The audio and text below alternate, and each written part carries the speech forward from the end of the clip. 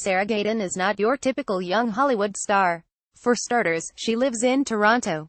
She has made her name by starring in the idiosyncratic films of David Cronenberg, A History of Violence, Eastern Promises. During the interview, she expounds not only on her latest juice cleanse, but also on subjects such as the importance of textiles to a culture and emblems of female vanity throughout art history.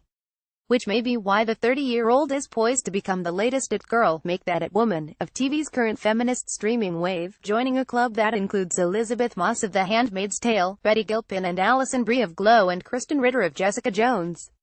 From Friday on Netflix, she can be seen as the enigmatic title character in Alias, Grace, adapted from the novel by Margaret Atwood. The 6-part limited series is led by a team of impressive women, including director Mary Herron, American Psycho, and writer-producer Sarah Polley. Away from her, Atwood was also involved as a supervising producer. At the center of it all is Gadon, who gives a mesmerizing performance as Grace Marks, a housemaid and Irish immigrant fending off near-constant abuse in colonial-era Canada. First seen contemplating her own reflection in the mirror, Grace is a mystery to everyone around her, including, possibly, herself. When I watch the show, it's a real exploration of female subjectivity that gets me really excited, says the actress. That's the power of women making images, opening up this discourse and this dialogue about how women are seen. Polley's quest to bring Alias Grace to the screen began 2 decades ago, when as a teen she first read Atwood's novel.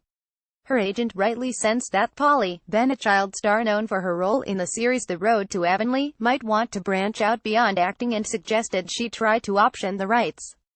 Thankfully, I didn't get them at 17, because I wouldn't have done a very good job, says Polley, now an accomplished writer and director. But the novel, and especially its elusive protagonist, made an impression. Published in 1996, Alias Grace is inspired by the real-life figure of Grace Marks, something like Canada's answer to Lizzie Borden. A teenage domestic worker and immigrant from Northern Ireland, she was sentenced to life in prison for involvement in the 1843 murders of her employer, a wealthy Ontario farmer, and his housekeeper. Film review princesses take a royal night out on VE Day in 1945. In Atwood's rendering, Grace is alluringly inscrutable and essentially unknowable. I'd never read a character that complex, a woman or a man, says Polley, who was able to snatch up the rights some years later. But finding an actress who could convincingly play Grace as a teenager, a young woman and in middle age, and do a perfect Northern Irish accent, was no small feat. Herron had directed Gadon in the 2011 horror movie The Moth Diaries, while Polley had acted with her in the 2004 Canadian indie Siblings. Both were impressed by her composure and self-assurance. Sarah has this gravity on screen, which could suggest someone who's been through a lot, says Herron. She has an old soul quality that we needed for Grace. She can do very delicate shifts of emotion, even when listening or reacting, even when being still. Her face is very emotionally transparent. It's like water, with little shifts under the surface.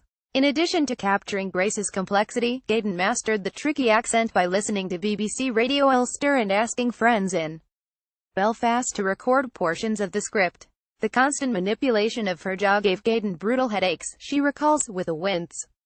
She also had to learn how to cook and clean like a 19th-century domestic servant, since Grace is nearly always engaged in some kind of physical labor, sewing, scrubbing the floor, emptying chamber pots, laundering clothes.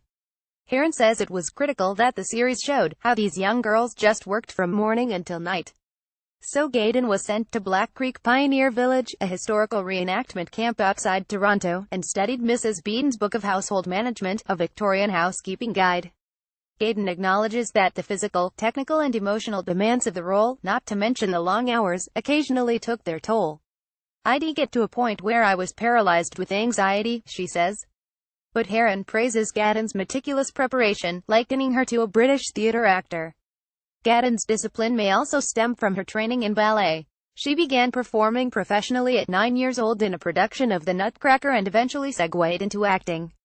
Though Gadon wanted to move to LA once she graduated from high school, her level-headed parents, her mother is a kindergarten teacher and her father a therapist, insisted she go to college instead. Polley attributes Gadon's terrifying confidence to her grounded family life. Sometimes you meet someone who is that at ease and at peace in their own skin, and the only explanation is they are one of the very few people who have two totally stable parents who stayed together and didn't die. At the University of Toronto, she pursued a degree in film theory but also started working with fellow Torontonian Cronenberg, starring as Carl Jung's wife in A Dangerous Method and Julianne Moore's dead mother in Maps to the Stars. Gadon is often described as Cronenberg's muse, a term that seems to offend her Canadian modesty. "It's so ridiculous," she says with an eye roll. "He's such a genius that he doesn't need me for inspiration at all." The director also has a supporting role in Alias. Grace is a minister sympathetic to Grace's plight. At Polly's request, Gadon told Cronenberg of the offer in an email, jokingly assuring him that he'd have way more lines than Atwood, who makes a cameo. The series, which is a co-production with the CBC and premiered at the Toronto International Film Festival, might be the most Canadian thing since Strange Brew. Alias. Grace arrives less than 2 months after another longest-dating Atwood adaptation, The Handmaid's Tale, swept the Emmy Awards, and like that series, deals with reproductive rights, social class and women's sexual exploitation. "It doesn't feel like a coincidence," Gadon says of the current Atwood trend. "Particularly as a number of sexual misconduct scandals have brought new attention to women's lack of power in Hollywood." Gadon describes working on such a female-driven series as a special moment.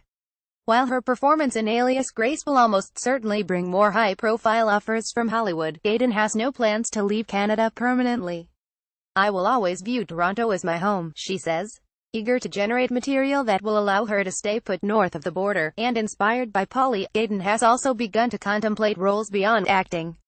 "Sarah has been really encouraging me to think, what kind of stories do I think need to be told, and is there any way I can be instrumental in helping those stories get to the screen?"